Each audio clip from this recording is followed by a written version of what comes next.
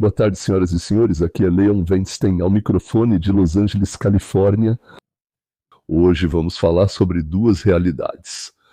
Em uma, estamos caindo no abismo e na outra, estamos voando, mas em direção às estrelas. Se eu assistisse, lesse e ouvisse apenas a imprensa de esquerda, como muitos dos meus concidadãos fazem, eu acharia que estou vivendo na época da destruição do grande Império Romano, ou, pelo menos, na época da queda da Torre de Babel. Se você folheou as manchetes hoje, talvez você esteja um pouco preocupado com sua carteira, suas economias. Se você perdeu alguma coisa, permita-me ser a pessoa que repassa as más notícias para você. O McDonald's relata as piores vendas trimestrais desde o início da pandemia e uma queda nas vendas entre clientes de baixa e média renda. Espera-se que as tarifas de Trump custem à empresa até 5 bilhões de dólares, já que a empresa reduz suas previsões de lucro para o ano. Os últimos navios com mercadorias da China isentas de tarifas estão chegando aos Estados Unidos da América. Em breve, segundo economistas, consumidores poderão sentir aumento de preços ou ver prateleiras vazias. Além de tudo isso, amanhã receberemos o relatório de emprego de abril, que nos dará uma ideia clara de como a economia está lidando com a implementação das tarifas. Trump e a redução simultânea do DOG. Podemos esperar boas notícias a esse respeito, acredito. Ou seja, está tudo horrível. E amanhã sai o relatório de emprego dos americanos. Aí sim todos nós vamos chorar. Aí vamos rasgar as roupas, arrancar os cabelos. Não só eu, mas outros também correm o risco de arrancar os cabelos. É isso? Espera-se uma situação em que 90 a 100 mil empregos foram criados. Isso é muito pouco, muito ruim para um mês, não é? Isso vai mostrar que a administração atual levou os Estados Unidos da América à recessão.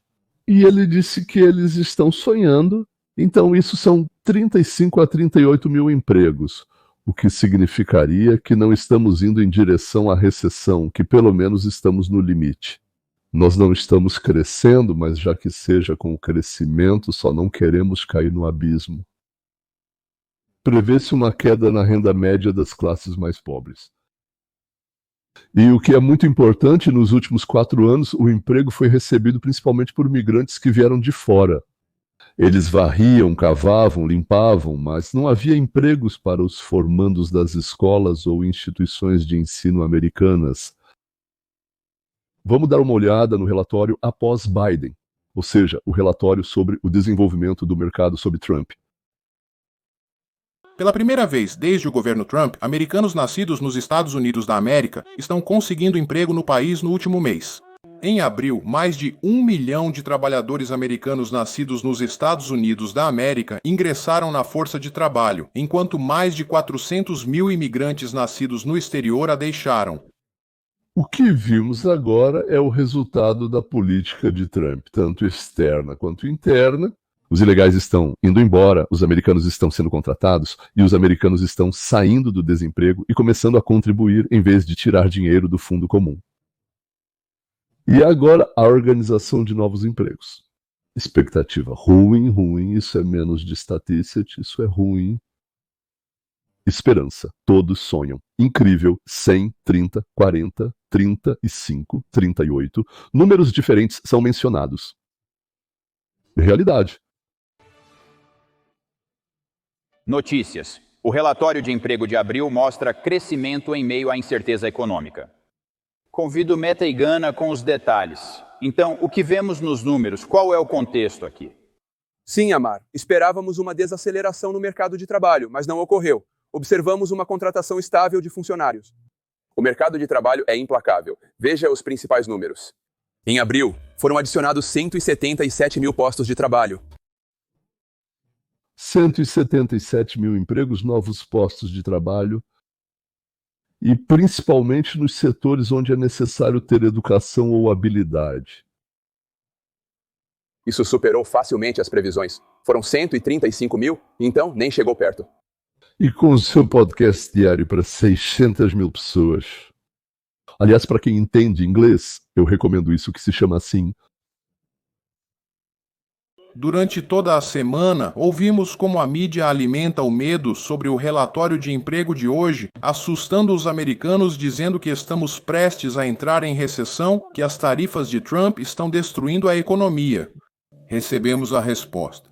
O Bureau of Labor Statistics informa a criação de um enorme número de empregos, 170 mil em abril, o que supera significativamente a estimativa de Wall Street, de 138 mil, e mostra que as tarifas ainda não causaram nenhuma queda negativa. Os salários também estão crescendo 2%, o que representa um 3,5%. Isso acontece enquanto a agenda econômica de Trump continua a cumprir sua principal promessa de reduzir os preços e trazer de volta a base industrial dos Estados Unidos. A gasolina custa menos de United States dólares dos Estados Unidos 1,90 por galão. Há 6 meses, o 4 agora está abaixo de United States dólares dos Estados Unidos 2. Trump publicou hoje de manhã dizendo: a gasolina acabou de cair para $1,98 por galão. Esse é o nível mais baixo dos últimos anos. Os alimentos e os ovos também ficaram mais baratos, a energia ficou mais barata, as taxas de hipoteca diminuíram, o emprego está forte e há muitas outras boas notícias. Como bilhões de dólares vêm das tarifas, como eu disse, e nós estamos apenas na fase de transição, estamos apenas começando. Os consumidores esperaram anos para ver a queda dos preços. Não há inflação. O Fed deve reduzir suas taxas. GT. Ontem diziam que tudo estava horrível, mas hoje descobriu-se que parece que não está. Como que os democratas vão sair dessa? Afinal, dá vontade de dizer com maldade, é preciso, por isso pagam, senão não vão pagar. É preciso de alguma forma admitir que estavam errados. Mesmo assim... Voltamos com as últimas notícias sobre emprego. O relatório de abril superou as expectativas com a criação de 177 mil novos postos de trabalho nos Estados Unidos da América. No entanto, esse número é consideravelmente menor em relação ao mês anterior, pois os Estados Unidos da América enfrentam uma crescente pressão econômica. Notou, em comparação com o mês passado, também é ruim para Trump. E agora se junta a nós o senador democrata Peter Welch de Vermont. Senador, é um prazer vê-lo. Temos muitos assuntos para discutir. Gostaria de saber sua opinião sobre o novo relatório de empregos e se os Estados Unidos da América podem suportar o impacto tarifário. Definitivamente não. Quero dizer que, na minha opinião, essas tarifas serão vistas pelos historiadores como o maior erro econômico dos últimos 100 anos. É o quão ruins elas são. Ou seja, sim, cresceu, mas mesmo assim os historiadores daqui a 100 anos dirão que o que Trump fez foi horrível. Vocês sabem, nossos fazendeiros que importam fertilizantes da Canadá estão sofrendo, nossos produtores que precisam de aço e alumínio também estão sofrendo. E então, além disso, a incerteza tem um impacto muito negativo nos negócios e na confiança dos consumidores. Então, o presidente está cometendo aqui um erro muito sério e ele está jogando roleta russa com a nossa economia. A situação está péssima e tende a piorar, com o presidente agindo de forma imprudente e arriscada. Espero que todos vocês saibam o que é isso. Coloca-se uma bala no tambor do revólver e as pessoas apontam para a própria têmpora. Então, quem tiver sorte, teve sorte. E com a economia está acontecendo algo terrível, um horror, um pesadelo, uma vergonha. Salve-se quem puder. Se tudo está ruim, os trabalhadores não são intelectuais fedorentos. Mas os Krasnodar, eles podem ser brancos, podem ser latinos, podem ser negros. Eles provavelmente estão horrorizados com essa criatura infernal chamada Trump. E aqui estamos nós, na Carolina do Sul, com 3 eleitores do Trump, vocês nem sempre foram republicanos, certo? Não, Amy, na verdade, eu venho de uma família que era muito democrata, né? A primeira vez que votei nos democratas. Mas eu votei no Joe Biden. O que te atraiu no Trump? Posso xingar? Sim, pode, tudo bem. Quero dizer, em parte porque ele é um babaca. Eu gosto da autenticidade. Você votou em Obama, depois em Hillary Clinton, mas no ano você votou? Em Donald Trump, o que mudou? Eu comecei a ouvir alguém, o nome dela é Candace Owens, e eu li o livro dela. Isso simplesmente me abriu os olhos para o fato de que talvez ele não seja a pessoa que eu imaginava. Então você votou contra Trump no ano, sim, Você votou nele naquele ano, absolutamente. Por quê? Vi como as coisas estavam durante o primeiro mandato dele e fiquei agradavelmente surpresa e satisfeita com o que ocorria. Eu vi que a economia estava melhorando, vi que as relações com alguns países estavam melhorando. Do que ele faz você gosta pra... Para mim, a fronteira é importante, né? Eu simplesmente não gosto da ideia de que alguém venha aqui ilegalmente e receba benefícios que poderiam servir à minha comunidade. Por isso, eu apoio ele nessa política de fronteira. Ao pensar na fronteira, você pensa nas pessoas que vêm para cá e recebem mais ajuda do que os nativos da região. E eu não tirei esse ponto de vista dos canais de notícias, mas sim das redes sociais. O TikTok é como uma terra sagrada. Nós até vemos isso no que aprendemos sobre o governo dos Estados Unidos da América. Fora dos Estados Unidos, as pessoas mostram para os americanos: ei, olhem o que está acontecendo, vocês sabem que o seu governo faz isso, vocês viram isso, vocês olharam para isso desse ponto de vista. Quando as pessoas imaginam um apoiador do Trump, geralmente pensam em um homem branco de boné vermelho numa caminhonete, mas vocês são diferentes disso. Então a equipe do Donald Trump chegou. Eles tiraram o quadro da Harriet Tubman por um tempo. Eles estão tentando destruir os museus negros, de certa forma. Como isso se relaciona com o preço dos ovos e te afetou? De certa forma, isso é um tapa na cara. Por outro lado, tanto faz. Estou mais preocupado em como vou cuidar dos meus filhos. Eu não acho que isso seja importante pro americano médio. Para ser honesta, estou cansada de ver pessoas negras sentadas reclamando de algo, mas não tomando atitudes ou medidas para realmente tentar mudar a situação de forma adequada. Durante as administrações de Trump e Biden, eles chegaram a certos acordos com os departamentos de polícia para serem menos rigorosos em relação à comunidade negra. Agora Trump acabou com tudo isso. Como isso ajuda a comunidade negra? Eu tenho muitos problemas com a reforma policial e com a forma como, em geral, tratam os policiais. Meu marido está passando pelo processo para se tornar policial. A quantidade de ódio que os policiais recebem, até mesmo os melhores entre eles, eu acho que se tornou um grande problema. Especialmente em tempos de eleição, quando isso definitivamente se manifesta como: oh, não, policiais são maus, policiais odeiam vocês porque vocês são negros, eles imediatamente são considerados maus. Essa pessoa está falando sobre concorrer a um terceiro mandato. O que você acha disso? Terceiro mandato, pra mim, é absolutamente não. Eu acho que no final desses 4 anos, simplesmente chegou a hora de seguir em frente. Este é um exemplo claro de como ele provoca as pessoas, porque diziam: ah, se ele chegar ao poder vai se tornar um ditador, vai tentar concorrer a um terceiro mandato. Então ele é tipo: ok, vocês acham que eu vou fazer isso? Eu vou zoar vocês e dizer isso só para irritar vocês. Achei que vocês gostavam dele por ser tão sincero e honesto. Vocês precisam identificar quando alguém está trolando, e esse é um claro exemplo de como ele faz isso. Se você tivesse que fazer isso de novo, você votaria novamente no Donald Trump, sim ou não? Sim, eu votaria. Agora, no futuro, eu não sou uma democrata ferrenha nem uma republicana ferrenha. Se houvesse uma candidata do Partido Democrata que fosse mais próxima de mim, então eu votaria na democrata. Se você voltasse ao passado, você votaria no Trump? Sim, acho que sei a resposta. Próxima pergunta. Ela disse sim, isso imediatamente. Sim. Não, desculpe.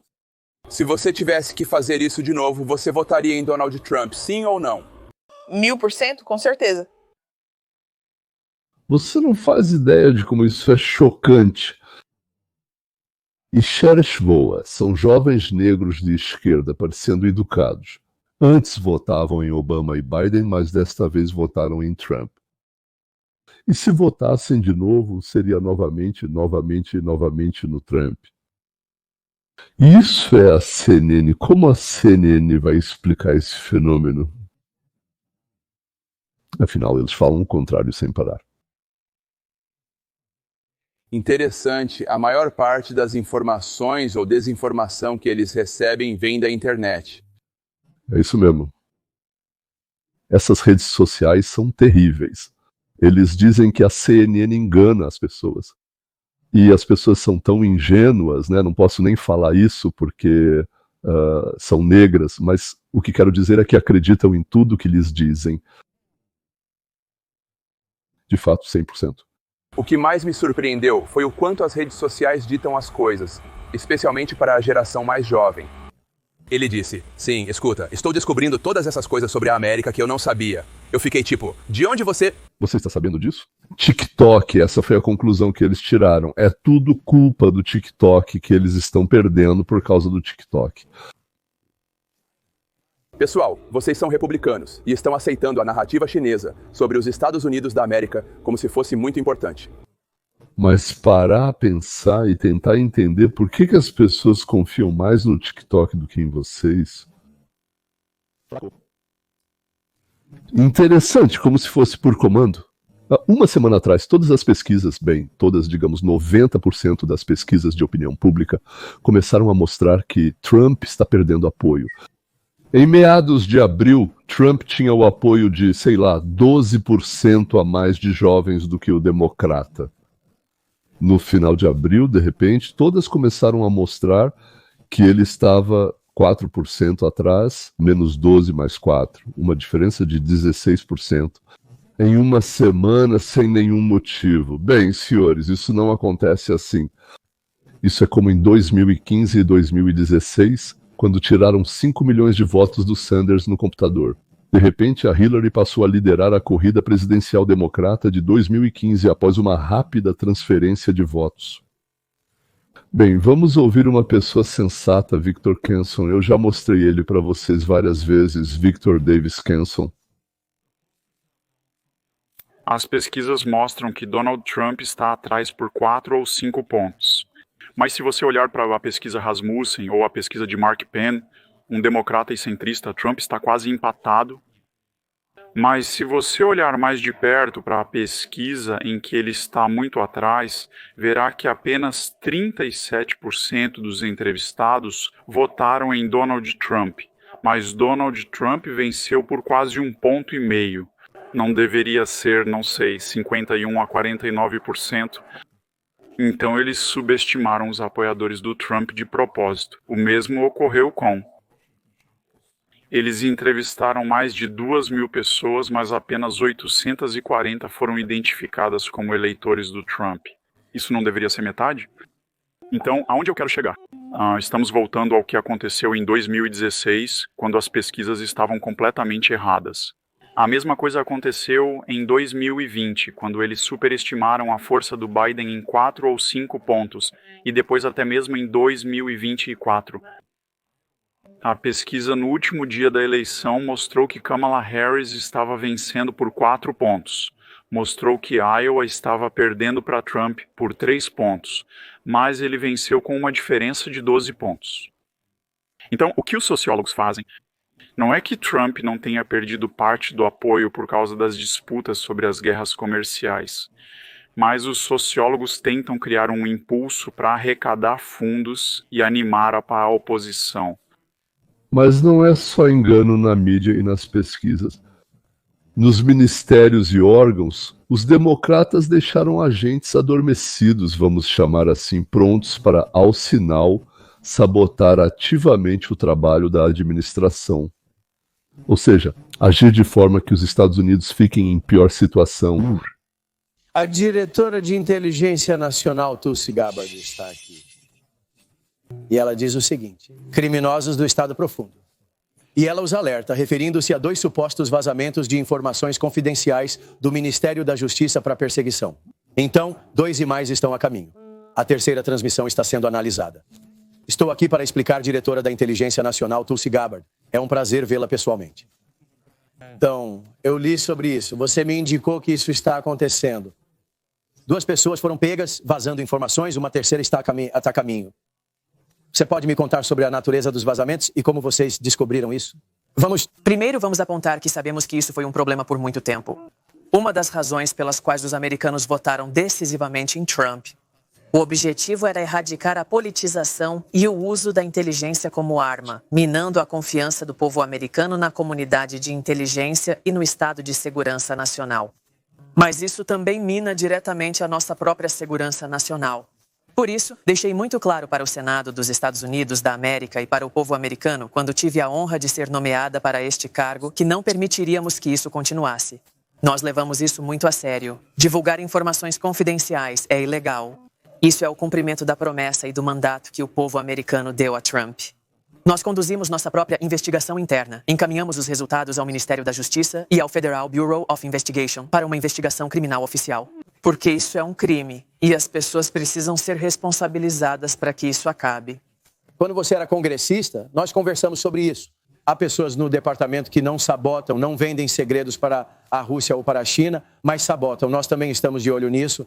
Acredito que sim, absolutamente. Mas eles sabotam a política da administração, da primeira administração. Trabalham contra você, na CIA trabalham contra você.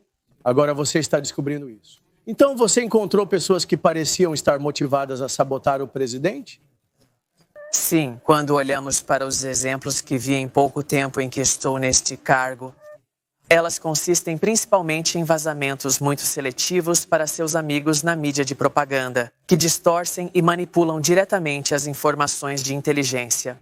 Para minar a política do presidente e seu trabalho ativo para garantir a segurança do povo americano. Se diz que eles já identificaram 3 funcionários em sua administração que vazaram informações seletivamente. Ela revelou informações confidenciais aos seus contatos na mídia para atrapalhar o governo na condução das políticas internas e externas.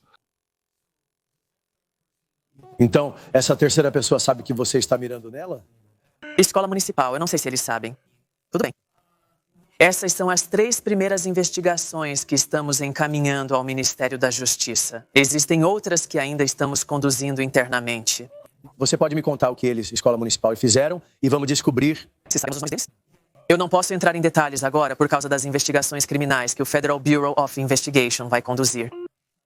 Escola municipal. Mas em cada um desses exemplos posso dizer a você, nós sabemos que escola municipal, a intenção, baseada no resultado que vimos através dos vazamentos deles e outras publicações e outros, foi direcionado diretamente para minar o presidente Trump e seu trabalho.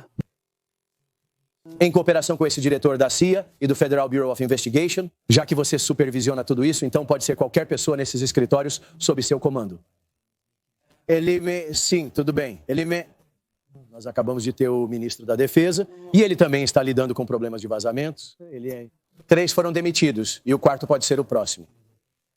Como diretor da Inteligência Nacional, você está participando dessa investigação?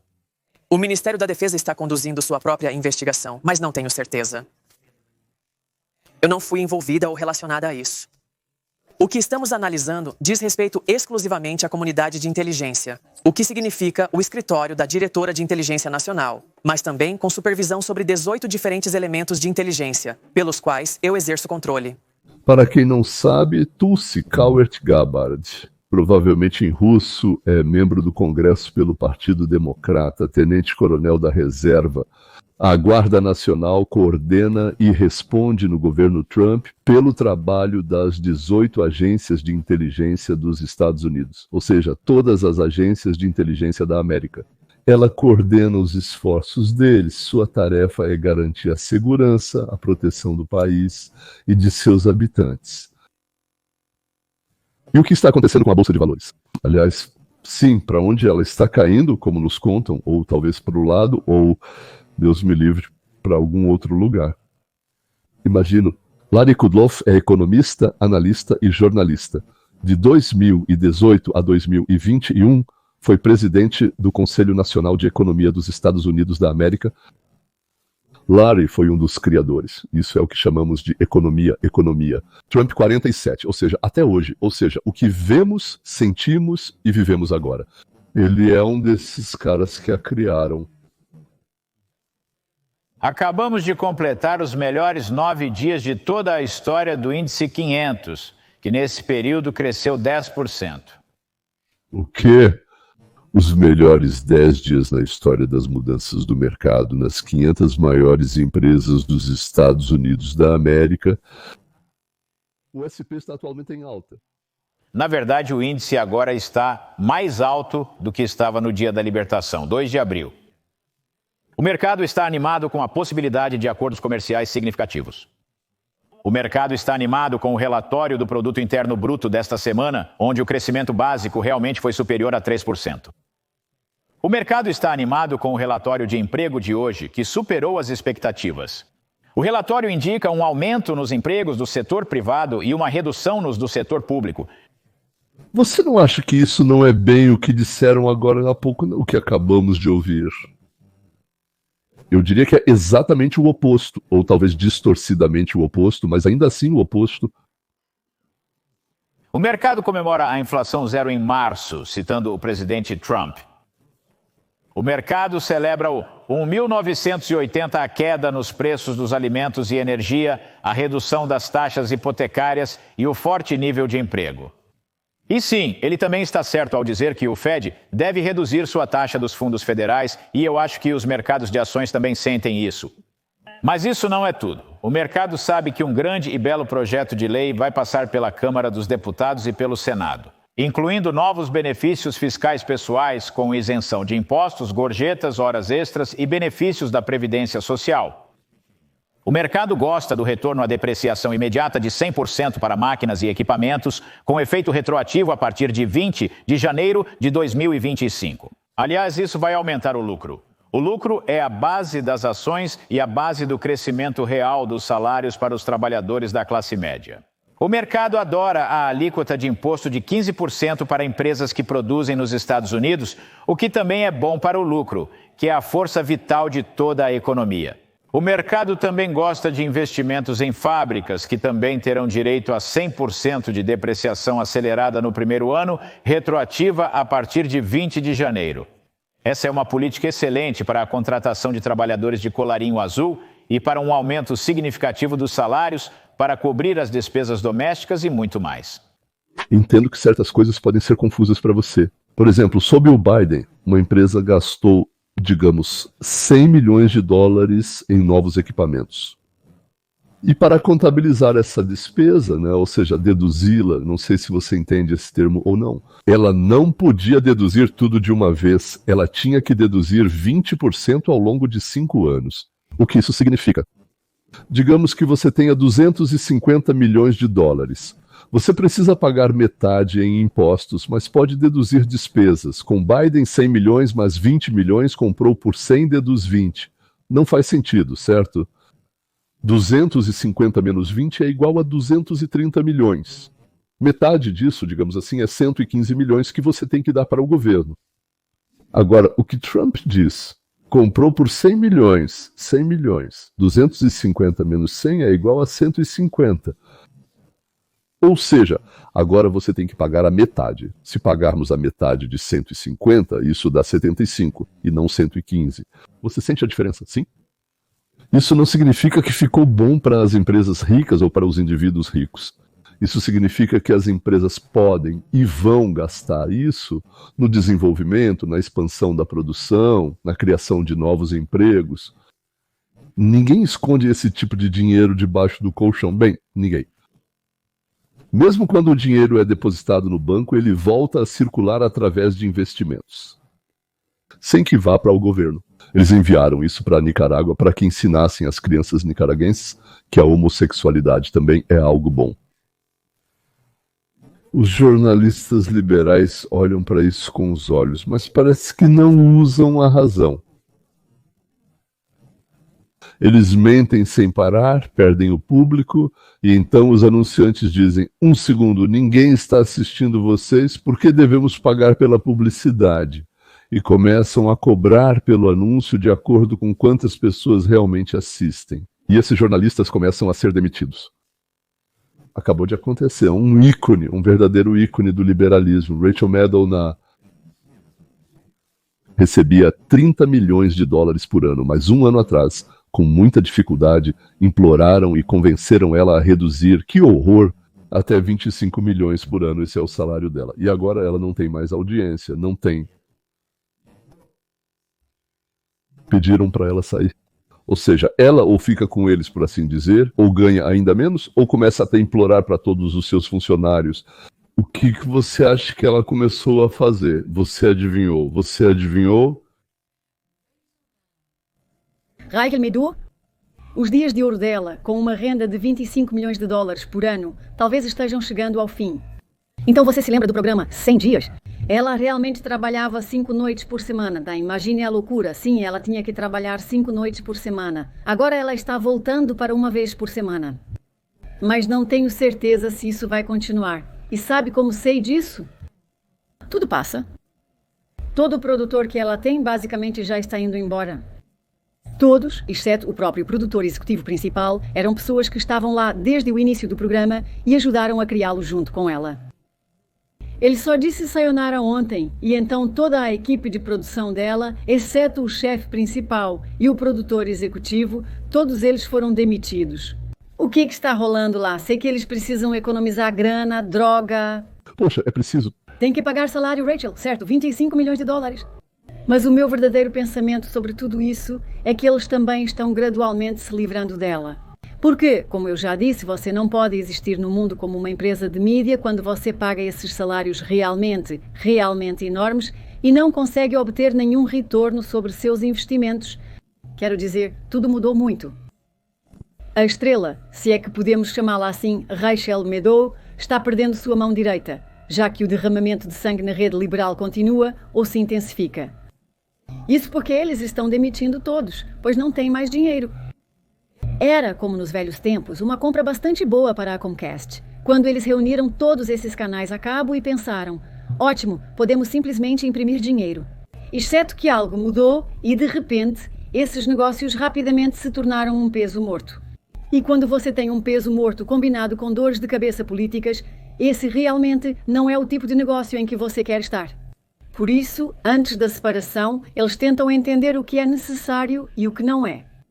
Sabe, uma coisa de que eles definitivamente não precisavam, e eles perceberam isso bem rápido, era da Joy Reid. Lembra da mulher que disse que não valia a pena jantar no Natal com parentes que poderiam ter votado no Trump? Muitos votaram no Trump. Trump ganhou o voto popular, ele ganhou no colégio eleitoral, ele ganhou as eleições, Joy Reid. E mesmo assim, você está tentando dizer que precisamos de algum tipo de guerra civil? É para isso que os democratas estão caminhando.